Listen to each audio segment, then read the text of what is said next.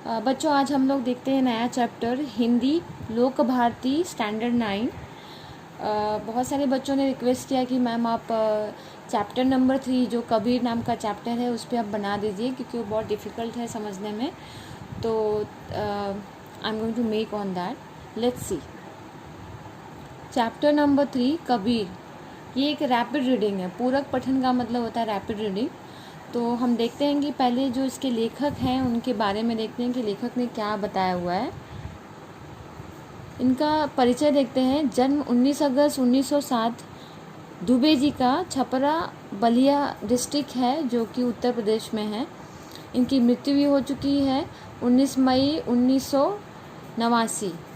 परिचय देखते हैं। द्विवेदी जी हिंदी के शीर्षस्थ साहित्यकारों में से एक हैं। आप उच्च कोटि के निबंधकार, उपन्यासकार, आलोचक, चिंतक एवं शोधकर्ता हैं।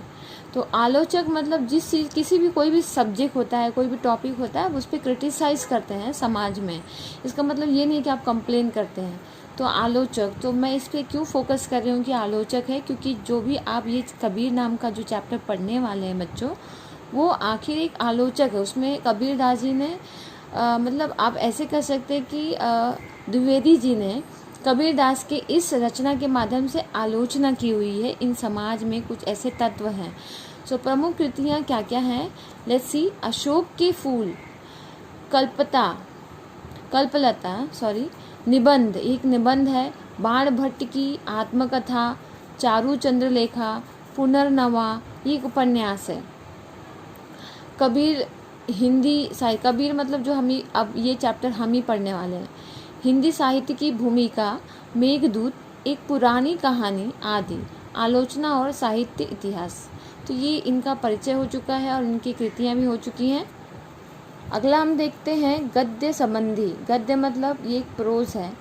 अब ये मैंने आपको पहले ही बोला हुआ है कि ये आलोचना टाइप का है। तो किसी विषय वस्तु के लक्ष्य को ध्यान में रखते हुए उसके गुण, दोष एवं उपयुक्तता का विवेचन करने वाली विधा आलोचना है। मतलब जैसे मैंने आपको पहले बताया कि आलोचना का मतलब क्या होता है। आप कोई भी टॉपिक ले लो, आप उस पर उसकी आलोचना करना शुरू कर दो। आलोचना का मतलब ये होता है इन शॉर्ट में कि जैसे कोई भी टॉपिक है, आप उसके गुण, उसके क्वालिटी या उसमें जो भी आप बोल सकते हैं कि कमियां हैं। दोष का मतलब होता है कमी, मतलब क्या चीज़ होना चाहिए था और क्या है, एवं उपयुक्तता मतलब उसका क्या उपयोग है समाज में। उसकी विवेचना मतलब एनालिसिस किया जाता है। तो ये एक टाइप का एनालिसिस है। प्रस्तुत पाठ में द्विवेदी जी ने संत कबीर के व्यक्तित्व मतलब उनकी पर्सनालिटी, उनके उपदेश, उनकी साधना मतलब थ्रू मेडिटेशन और इटर्नल लाइफ के बारे में, उनके स्वभाव के विभिन्न गुणों को, मतलब he has multiple characteristics and what was the quality of the same was explain, उसको बड़े ही रोचक ढंग से स्पष्ट किया है। मतलब very interestingly Dwivedi ji has explain. So let's see what is this about. अभी हम जो देखने वाले हैं पहला पैराग्राफ, ये सब यहाँ से लेके यहाँ तक। तो जब भी आप ये क्रॉस ऐसा मल्टीप्लिकेशन का साइन देखते हैं, इसका मतलब ये जो पैराग्राफ है बहुत लंबा पैराग्राफ था और इसे यहाँ पे शॉर्ट में दिया गया। तो द्विवेदी जो हैं द्विवेदी जी, उन्होंने ही अपने शब्दों में लिखा हुआ है कबीर जी की जो भी विचारधारा रही है समाज के लिए, उसको उन्होंने यहाँ पे आलोचना के माध्यम से प्रस्तुत किया हुआ है। तो देखते हैं पहला पैराग्राफ। हिंदी साहित्य के 1000 वर्षों के इतिहास में कबीर जैसा व्यक्तित्व लेकर कोई लेखक उत्पन्न नहीं हुआ। द्विवेदी जी कहते हैं कि ऐसे बहुत सारे कई हजारों वर्ष में अगर आप इतिहास में देखा जाए तो उनकी पर्सनालिटी के जैसा कोई भी लेखक आज तक पैदा ही नहीं हुआ। क्यों नहीं हुआ, इसको एक ठोस परिणाम के द्वारा या आप बोल सकते हैं कि एक प्रूफ के माध्यम से लेखक ने यहाँ पे प्रस्तुत किया है। महिमा में यह व्यक्तित्व केवल एक ही प्रतिद्वंदी जानता है। एक ही प्रतिद्वंदी मतलब उसका कॉम्पिटिटर, मतलब वो एक कॉम्पिटिटर थे समाज के लिए कबीर जी।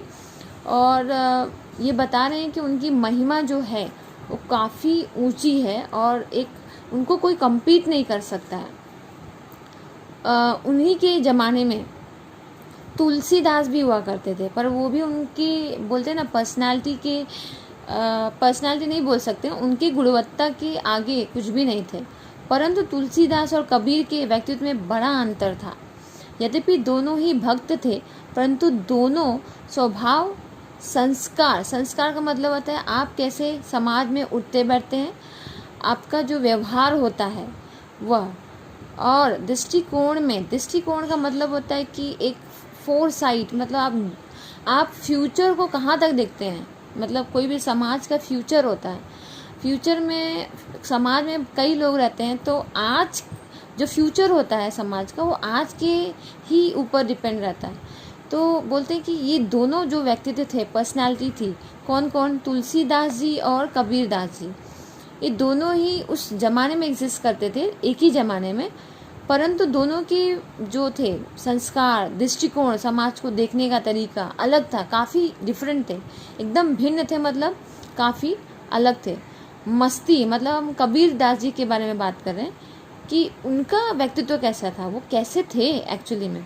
मस्ती, फकड़ाना स्वभाव, फकड़ाना मतलब बेबाकी से अपने बात को रखने वाले, और सब कुछ ही झाड़ फटकार कर चल देने वाले तेज ने कबीर को हिंदी साहित्य का अद्वितीय व्यक्ति बना दिया। अद्वितीय का मतलब जिसको आप दो में नहीं कर सकते, इसका कहने का मतलब है ये एक ही पर्सनालिटी थे, एक ही व्यक्ति थे वे, तो अद्वितीय व्यक्ति बना दिया है।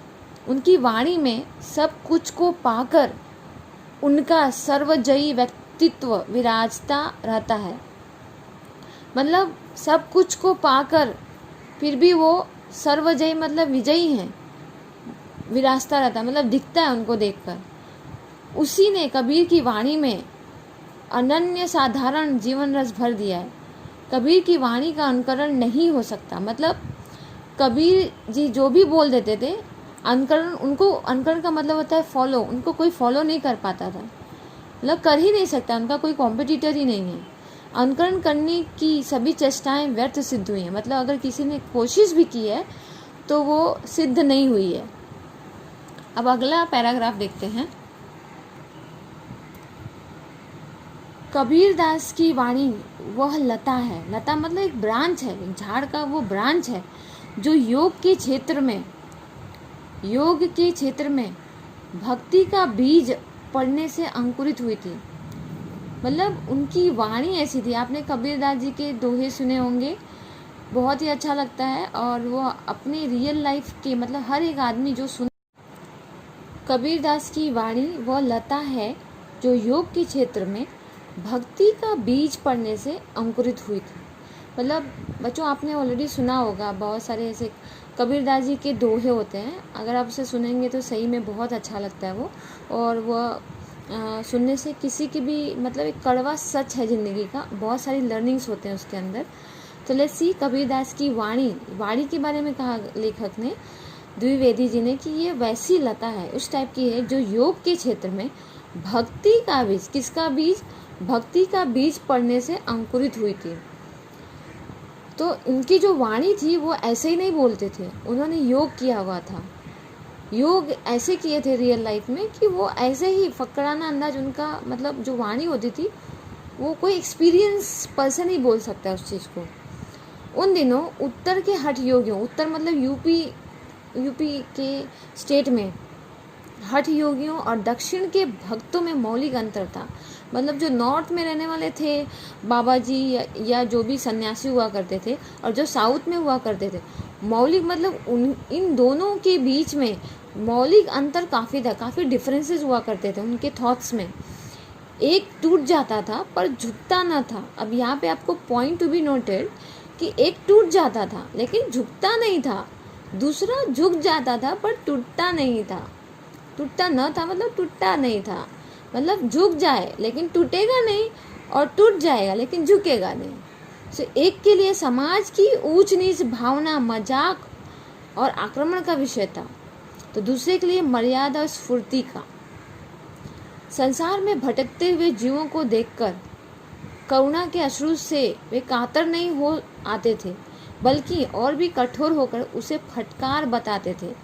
मतलब यहाँ पे द्विवेदी जी ने ये बताया कि कुछ लोग ऐसे होते हैं, मतलब कुछ लोग, मतलब कैसे लोग, जैसे कबीर दास जी जैसे लोग ऐसे हुआ करते थे कि मतलब हम लोग में से ऐसे लोग होते हैं कि दूसरों को ना, मतलब दूसरे जीव का तब मतलब बोलते हैं ना, प्रॉब्लम्स देख के हम लोग बहुत इमोशनल हो जाते हैं और रोने लग जाते हैं, उनके प्रॉब्लम को अपने प्रॉब्लम समझते हैं और काफ़ी उदार हो जाते हैं और फिर बहुत ही मासूम बन जाते हैं, मतलब बहुत दुखी हो जाते हैं और वो कमज़ोर बना देता है। लेकिन कुछ लोग ऐसे भी होते हैं जो कबीर दास जी जैसे होते हैं कि वो इस चीज़ को फटकार लगाते हैं, मतलब नहीं, ये इस चीज़ को हमें अपने लाइफ की कमज़ोरी नहीं बनानी है, उल्टा इससे हमें लड़ना है। इस जितनी जल्दी आप समझ जाएं संसार के इन नियमों को, इन मजाक की, इस प्रॉब्लम्स को, वो जो सैडनेस होते हैं उसको आप जल्दी समझ जाए तो उससे आप बहुत जल्दी बाहर आ सकते हैं। वे सर्व जगत के पाप को अपने ऊपर ले लेने की वांछा मतलब इच्छा से ही विचलित नहीं हो पड़ते थे, बल्कि और भी कठोर और भी शुष्क, मतलब ड्राई हो जाते थे।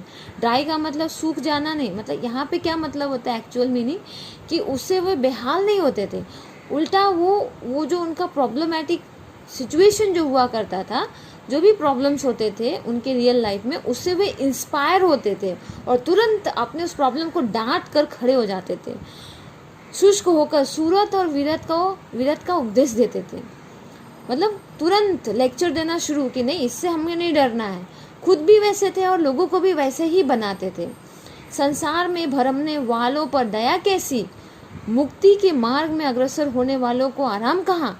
मतलब संसार में अगर कोई भटक गया है तो रो रहा है, आपके सामने बिलख रहा है, तो उसको आप बोलो कि भैया ये सब नॉर्मल चीज़ें होती हैं, आप इससे ऊपर उठो और ज़िंदगी के राह में चलो, उस पर दया मत करो। दया करोगे तो क्या होगा, वो बंदा कमज़ोर हो जाएगा।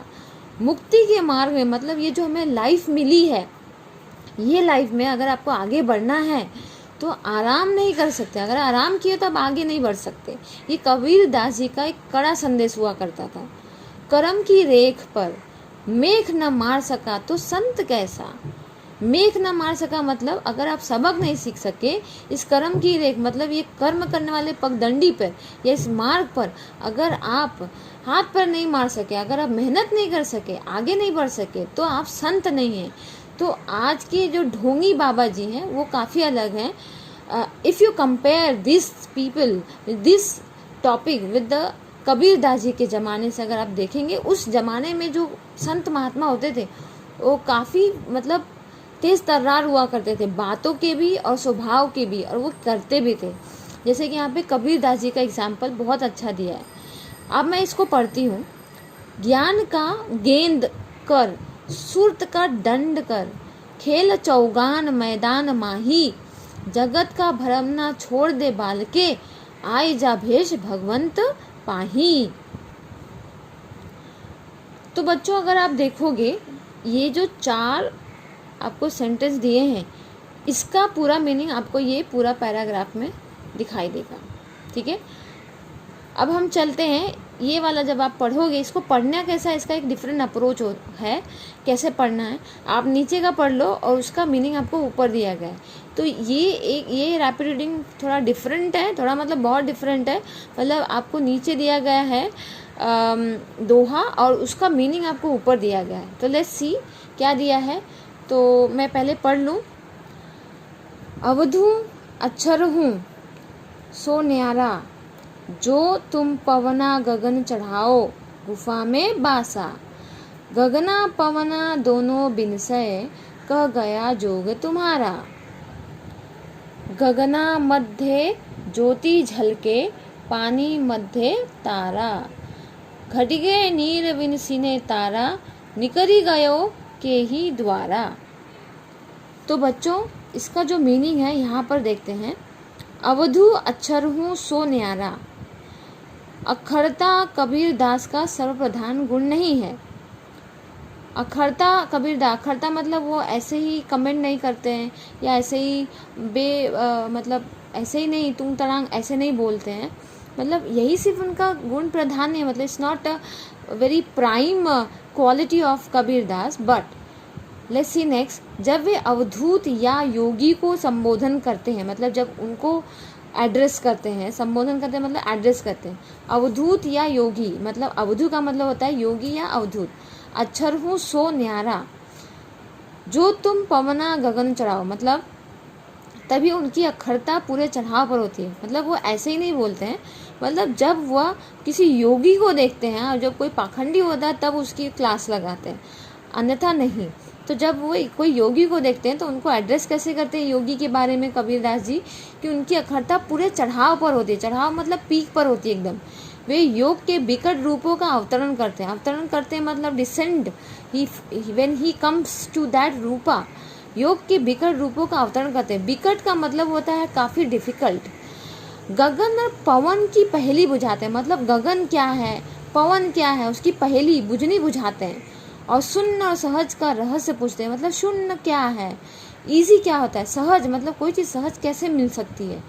द्वैत और अद्वैत, मतलब द्वैत का मतलब दो, अद्वैत का मतलब होता है अद्वैत, मतलब उसका अपोजिट। मीनिंग क्या होता है, लेट्स कंटिन्यू विद दैट।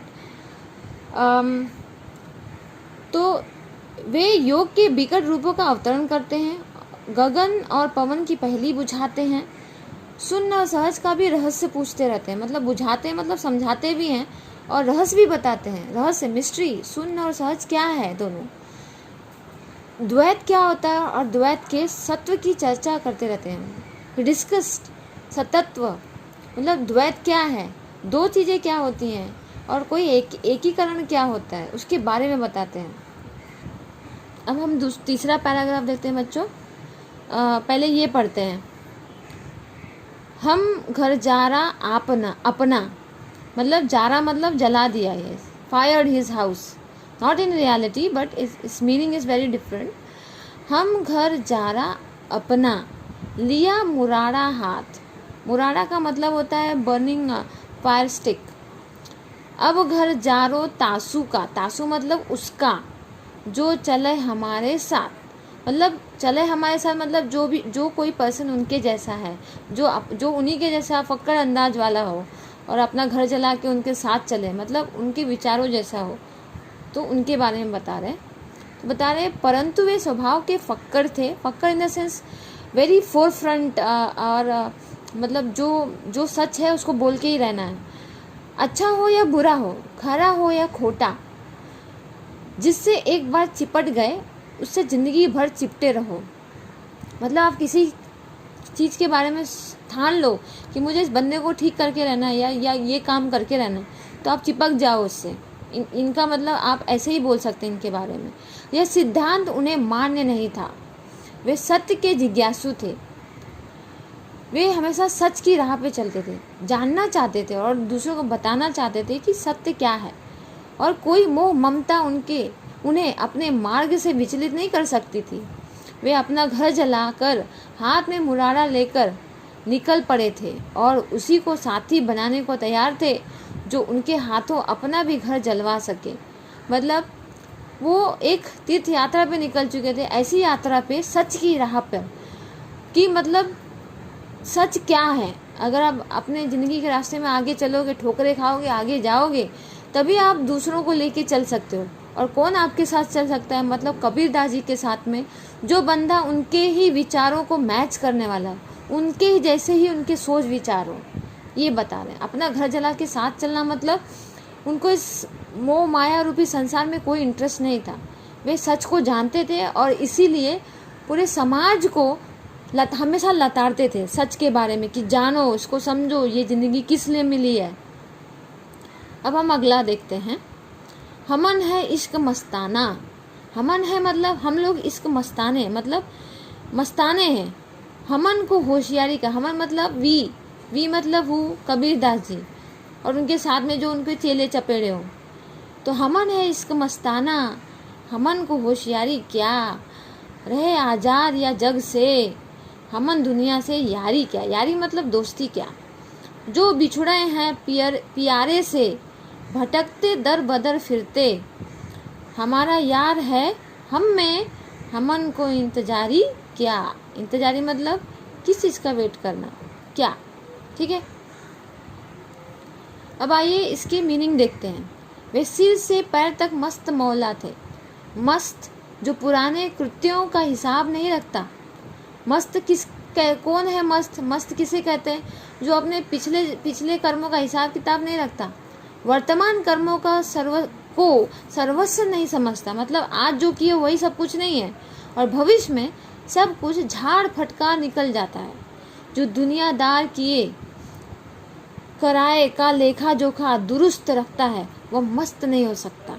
तो कबीरदास जी के हिसाब से अगर आप ये पढ़ लें तो आपको मालूम पड़ जाए कि कौन मस्त हो सकता है और कौन मस्त नहीं हो सकता है। जो अतीत का चिट्ठा खोले रहता है, मतलब जो बीते हुए चीज़ों को हमेशा रोते रहता है, अरे मेरा ये हो गया, मेरे ये बर्बाद हो गए, वह भविष्य का क्रांतदर्शी नहीं बन सकता। क्रांतदर्शी मतलब दूरदर्शी नहीं बन सकता, वो भविष्य को नहीं बना सकता। जिसके रोने ही खत्म नहीं हुए वो आगे क्या सोचेगा। जो मतवाला है वह दुनिया के माप जोक से अपनी सफलता का हिसाब नहीं करता। मतलब जो आदमी मस्त मौला है कबीरदास जी के जैसा, वो कोई माप जोक की ज़िंदगी नहीं जीता। हम में से बहुत लोग हैं जो अपनी ज़िंदगी को नाप तोल के जीते हैं कि अगले 2 साल में ये करेंगे, अगले 3 साल में हमारा सक्सेस होना चाहिए, नहीं हुआ तो मर जाएंगे। ऐसा कुछ नहीं है कबीरदास जी के हिसाब से। वे कहते हैं कि सफलता ही ज़िंदगी में सब कुछ नहीं होती है, क्योंकि मरने के बाद सफलता का कुछ नहीं कर सकते।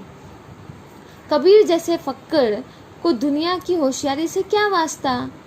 ये प्रेम के मतवाले थे, ये तो प्रेम के पुजारी थे। इनको यहाँ पे कोई चालाक हो या कोई बेवकूफ़ हो, इनको उससे कोई मतलब नहीं गिरता था। मगर अपने को उन दीवानों में नहीं गिनते थे जो माशूक के लिए सर पर कफन बांधे फिरते। तो ये दीवाने थे, ये इश्क मस्ताने थे, लेकिन वो उस तरह के इश्क ज़्यादा नहीं थे जो किसी गर्लफ्रेंड के पीछे भागते रहे और उसके लिए मरने के लिए बेकाबू हो जाए, कफन बांधते फिरते रहे। वे वैसे टाइप के नहीं थे कबीरदास जी। ये सत्य से प्रेम करते थे और ये अपने जैसे ही लोगों को आगे लेके निकलना चाहते थे। मतलब एक सुधारवादी थे, ये समाज सुधारक थे। अब हम आगे देखते हैं उसी को कंटिन्यूएशन फॉर्म में। इसलिए ये फक्कड़ राम किसी के धोखे में आने वाले न थे। मतलब ये जो मैं आपको एक्सप्लेनेशन दे रही हूँ ये इसी चीज़ का एक्सप्लेनेशन है। इसलिए ये फक्कड़ राम किसी के धोखे में आने वाले न थे। क्यों? क्योंकि कबीरदास जी को पहले से ही पता था कि ये जो ज़िंदगी मिली है उनको, ये एक शरीर रूपी ज़िंदगी है, और अगर वे जितने को सुधार सकें इस जीवन में वो उनके लिए बहुत ही कम है। और उनको ये पता था कि there is a life after death, eternal life भी होती है। तो कबीरदास जी इस माया रूपी संसार में धोखे में नहीं आने वाले थे। दिल जम गया तो ठीक है, मतलब अगर कोई उनकी बात मान लिया और उनके जैसा सोच विचार रखने वाला कोई व्यक्ति मिल गया तो ठीक है, नहीं तो अन्यथा और न जमा तो राम राम करके आगे चल दिए। योग प्रक्रिया को उन्होंने डट कर अनुभव किया। मतलब he has experience the actual life, eternal life when he was living. नहीं जचा तो नहीं जचा, तो जो उनके साथ जच गया उसको वो आगे लेके चल दिए। मतलब उसकी भी लाइफ बन गई। वो समझ गया बंदा कि इस रियल ज़िंदगी में क्या रखा है। उन्हें यह परवाह न थी कि लोग उनकी असफलता पर क्या क्या टिप्पणी करेंगे। टिप्पणी मतलब कई तरह के बातें। उन्होंने बिना लाग लपेटे के, बिना झिझक, मतलब विदाउट हेजिटेटिंग और संकोच के ऐलान किया, अनाउंस किया ऐसा। आसमान का आसरा छोड़ प्यारे, उलटी देख घट अपनी जी अपन जी। मतलब आसमान का आसरा छोड़ प्यारे, उल्टा अपने घट को देखो, अपने आप को देखो, दूसरों को मत देखो, अब अपने आप को देखो। तुम आप में आप तहकीक करो, मतलब अपने आप को ढूंढो अपने में।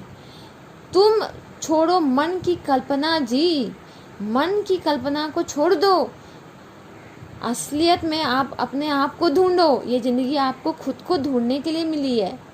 तो ये कबीरदास जी एक बहुत बड़ी बात यहाँ पर द्विवेदी जी द्वारा समझा रहे हैं आपको। It's very difficult to pronounce author name but we can pronounce. अगर आप आगे देखेंगे, if I turn the page, तो ऐसा कुछ भी यहाँ पर आगे कुछ दिया नहीं है। मतलब ऐसे दोहे नहीं दिए हैं दोहे के भाव में, बल्कि आपको एक्सप्लेनेशन दिया है, फर्दर एक्सप्लेनेशन। आसमान, अभी इसका एक्सप्लेनेशन यहाँ पर दिया है। आसमान अर्थात गगन, चंद्र की परम ज्योति, जो वस्तु केवल शारीरिक व्यायाम और मानसिक श्रम दमादि का साध्य है। ठीक है, मानसिक श्रम दमादि का साध्य है, मतलब जो वस्तु केवल शारीरिक व्यायाम, मतलब ऐसी बहुत सारी चीज़ें हैं जो कबीरदास जी बता रहे हैं कि केवल शारीरिक व्यायाम के लिए है और मानसिक शांति के लिए दमादि मतलब दम आदि का साध्य है, वह चरम सत्य नहीं हो सकता। तो कबीरदास जी बोल रहे हैं कि सत्य क्या है लाइफ में, ये बता रहे हैं कि जो सत्य होता है, जो ट्रूथ है लाइफ का, वो हमको ये नहीं समझना चाहिए कि हमारे ज़िंदगी में हमारे शरीर से जुड़ी जो भी भौतिक वस्तुएं हैं, आपको उससे सुख मिल रहा है तो आप उसी को सुख नहीं माने, वो सुख नहीं है, वो असली सत्य नहीं है। ये कबीरदास जी यहाँ पर इस चीज़ को आपको समझाने की कोशिश कर रहे हैं लेखक द्वारा। केवल शारीरिक और मानसिक कवायद से दिखने वाली ज्योति जड़ चित्त मतलब मन की कल्पना मात्र है। ये हमारे मन की कल्पना है, जो हम सोचते हैं हमारे शरीर को सुख मिली, एसी की हवा लगी, वाह क्या हवा लग रही है, ये सुख है, वो सुख नहीं है। कबीरदास जी के मतानुसार वे बोल रहे हैं कि ये हमारे मन का एक भ्रम है, एक इमेजिनेशन है, वह भी बाह्य है, मतलब एक एक्सटर्नल एग्जिस्टेंस है। कबीर ने कहा और आगे चलो, इस चीज़ को समझो और आगे बढ़ो। केवल क्रिया बाह्य है, ज्ञान चाहिए, बिना ज्ञान के योग व्यर्थ है। बोलते कि हम जो भी कार्य कर रहे हैं वो हम लोग शरीर से कर रहे हैं, और अगर हमको इस शरीर से अगर हमारे प्राण आज के अभी के निकल गए तो हमारा प्राण कहाँ जाएगा, हमारी एनर्जी कहाँ जाएगी। तो कबीरदास जी कहते हैं कि इसको एक लाइन पे लेके आने के लिए, अपने आप को जानने के लिए नॉलेज चाहिए, और बिना नॉलेज के आप जो भी काम कर रहे हो वो सब वेस्ट है। तो आप जो भी करो उस चीज़ को समझ के करोगे, मीनिंगफुल रहेगा, अगर बिना समझे करोगे तो वेस्ट है। अब हम सेम चैप्टर कबीरदास का देख रहे हैं, नेक्स्ट पैराग्राफ। कबीर की यह घर फूंक मस्ती, करना लापरवाही और निर्मम अखरता उनके अखंड आत्मविश्वास का परिणाम थी। मतलब कबीरदास जी का जो भी इस तरह का जो नेचर था, फूंक मस्ती, घर फूंक मस्ती, मतलब खुद के घर न होना, कहीं भी चल देना, उनको पता था कि जो घर मैं बनाऊंगा वो मेरा घर नहीं है, असली में घर नहीं है, मुझे कहीं और जाना है। निर्मम अखरता मतलब किसी पे माया मोह नहीं करना किसी चीज़ के लिए, ये जो चीज़ें थी ये उनके अखंड आत्मविश्वास का ही परिणाम था। उन्होंने कभी अपने ज्ञान को, अपने गुरु को और अपनी साधना को संदेह की नज़रों से नहीं देखा। तो यहाँ पे कबीर जी ने बताया है, मतलब द्विवेदी जी के माध्यम से बताया है, द्विवेदी जी ने बताया है, मतलब आप बोल सकते हैं कबीर जी के माध्यम से, कि उन्होंने कभी अपने ज्ञान और गुरु के ऊपर और अपने साधना के ऊपर कभी भी ऐसे डाउट नहीं किया।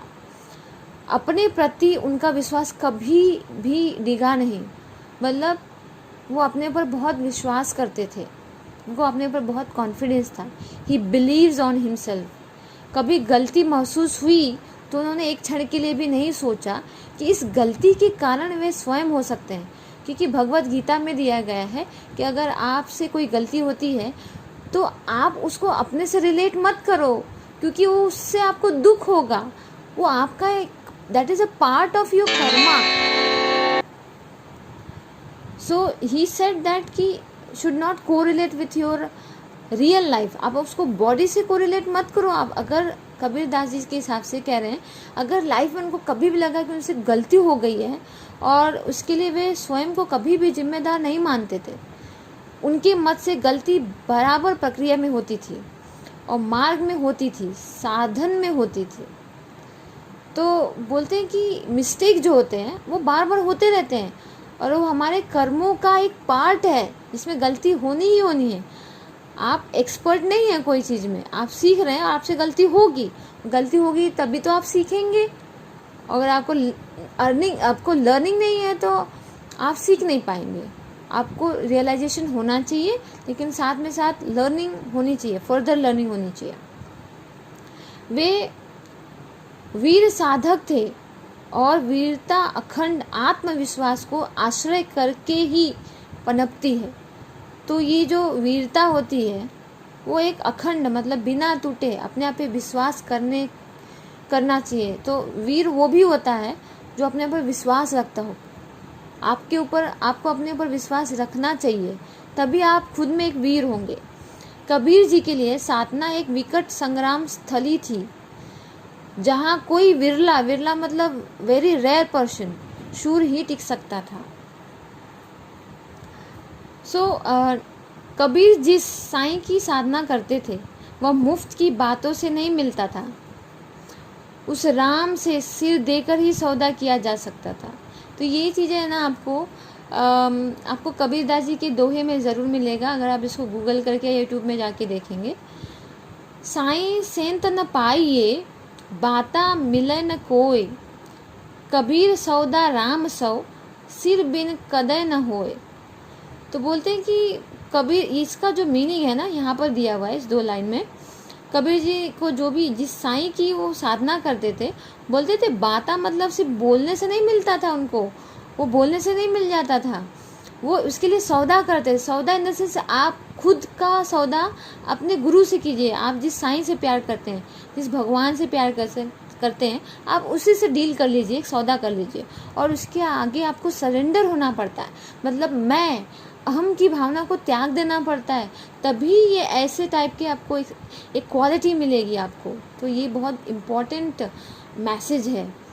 यह प्रेम किसी खेत में नहीं। तो ये जो इसका जो है आपको मैं यहाँ बताती हूँ कि यहाँ पर लिखा हुआ है प्रेम न खेतो निपजय। निपजय मतलब उपजय, उगना। प्रेम न हाट मतलब मार्केट, हाट बिकाए, बिक्री नहीं होता था। प्रेम की परिभाषा, उसकी महत्व के बारे में बता रहे हैं। राजा प्रजा जिस रूचे, सिर दे सो ले जाए, सुरई शीस उतारिया, छाड़ी तन की आस, आ गए थे हरी मुलकिया, आवत देखा दास।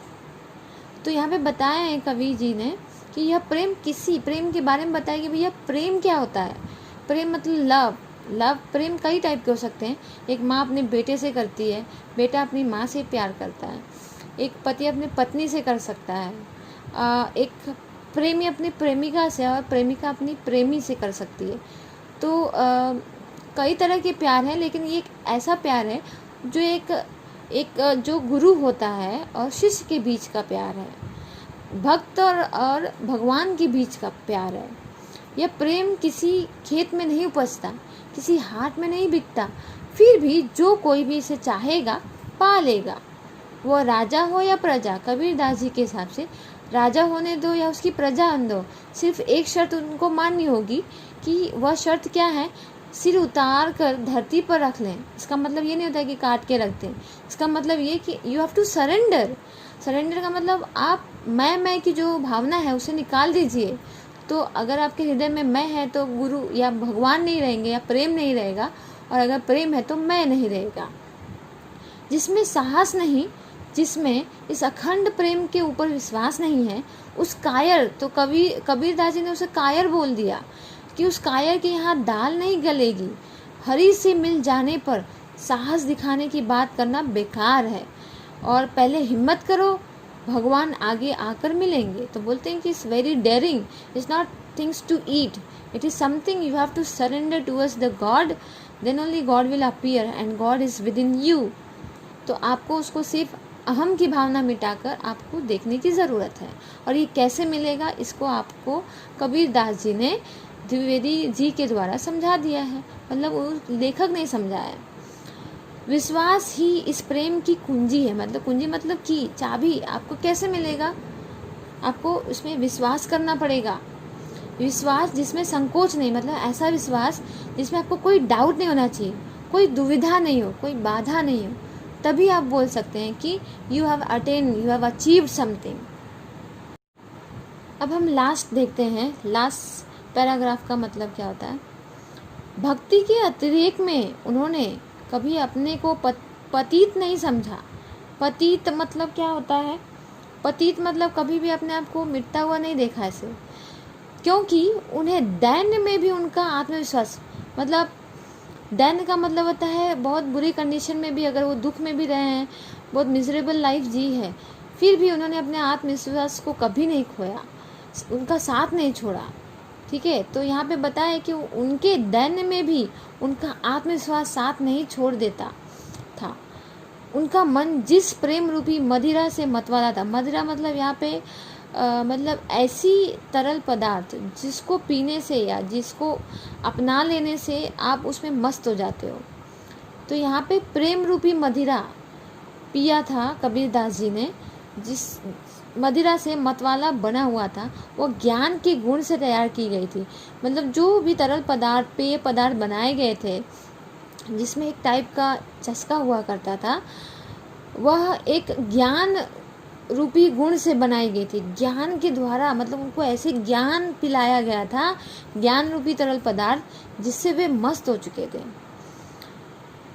युगावतारी शक्ति मतलब युग को बदल देने वाली शक्ति और विश्वास लेकर वे पैदा हुए थे। वे मतलब कौन? कबीरदास जी। और युग प्रवर्तक मतलब एक सेंचुरी को उन्होंने पूरा बोलते हैं कि चेंज कर दिया था, चेंज किया उन्होंने। तो युगावतारी शक्ति और विश्वास लेकर वे पैदा हुए थे, और युग प्रवर्तक की दृढ़ता उनमें वर्तमान थी। दृढ़ता मतलब he was very determined to improve the society and lead into the prosperous future. उनमें वर्तमान थी, इसलिए वे युग प्रवर्तन कर सके। बोलते हैं कि अगर आप प्रेजेंट लाइफ जियोगे तो फ्यूचर अपने आप सुधर जाता है।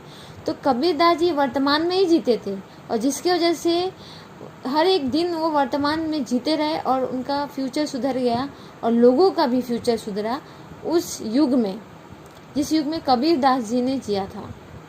इसलिए वे युग प्रवर्तन कर सके। एक वाक्य में उनके व्यक्तित्व को कहा जा सकता है, मतलब finally the author is concluding in one sentence कि वे सिर से पैर तक मस्त मौला थे, बेपरवाह, दृढ़ मतलब डिटर्मिनेंट, उग्र इन द सेंस हिंसावादी नहीं थे, मतलब एक पर्टिकुलर टाइप का उनके अंदर इमोशंस था जिसमें वो हमेशा एक्साइटेड रहते थे कुछ न कुछ नया चेंज लाने के लिए। कुसुमादपि कोमल, व्रजादपि कठोर। एक कुसुमादपि कोमल मतलब इमोशंस को फील करके आगे बढ़ते थे, और लोगों में कोमलता की भावना एक को लेकर आते थे, लेकिन अजीब तरीके से उनको सुधार कर, उनको सच्चाई बताकर। व्रजादपि कठोर, कठोर थे बाहर से, लेकिन अंदर उतने ही कोमल, और लोगों को समझाते और फटकारते जाते थे और अच्छे राह में लेके जाते थे। तो ये जो चीज़ें हैं जितने भी हमने पढ़े, ये आपको कबीर के व्यक्तित्व से लिया गया है, साहित्य है, और दार्शनिक विचारों की आलोचना की है यहाँ से लिया गया है। तो फाइनली बच्चों, अगर आपको कुछ भी दुविधा हो, कोई भी प्रॉब्लम हो, तो आप you can comment in my below section and give me a feedback. I really need your feedback on to this chapter. और आगे मैं आपको इसके क्वेश्चन आंसर्स ज़रूर भेजूँगी, और मेरे चैनल को सब्सक्राइब करें, लाइक करें and press the bell icon. Thank you dear children.